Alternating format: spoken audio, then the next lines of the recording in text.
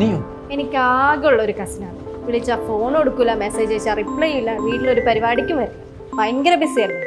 കട്ടാക്കണ്ട, അവളായിരിക്കും എടുക്ക്. അത് കുഴപ്പമില്ല.